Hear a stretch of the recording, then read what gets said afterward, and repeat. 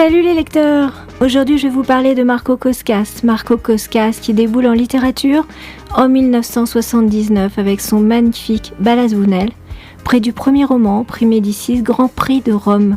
C'était l'époque où les écrivains juifs étaient très à la mode en France.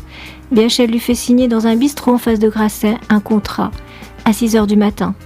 Pivot l'invite à apostrophe, file de fend la foule pour le saluer. Tout le monde se l'arrache, il vient d'avoir 28 ans. C'est Rimbaud, c'est Mozart, c'est comme vous voulez, mais son deuxième roman s'écrase. Pas lui. Il publie une quinzaine de romans depuis 30 ans et il a un vrai fan club depuis tout ce temps.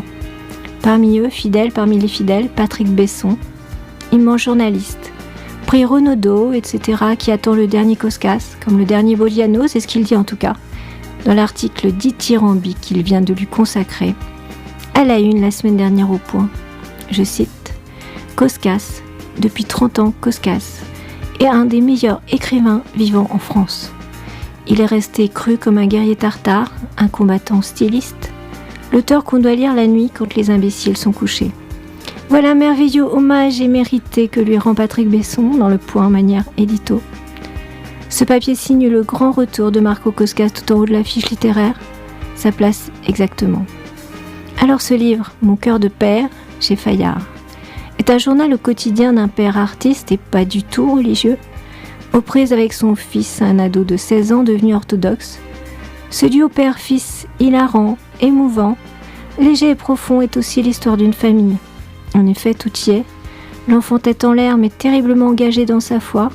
Le père qui ne veut pas attendre la 3e étoile à Shabbat, mais qui est fier du combat de son fils, cet amour si tendre qui circule entre père et fiston, qui submerge le livre comme un énorme soleil.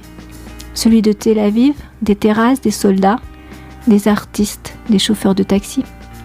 Un regard détaché, inquiet et amoureux, de Coscas sur Fiston et sur Israël. Le même amour étonné, puissant, joyeux, magique, éternel pour les deux.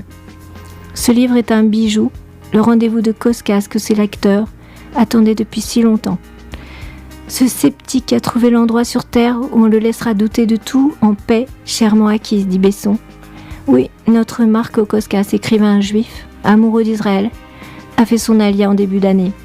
Acheter ce livre est un acte d'amour, tout ça vaut Fnac. Mon cœur de père, Marco Coscas, chez Fayard. Ciao, c'était Annick Pérez pour Culture Week.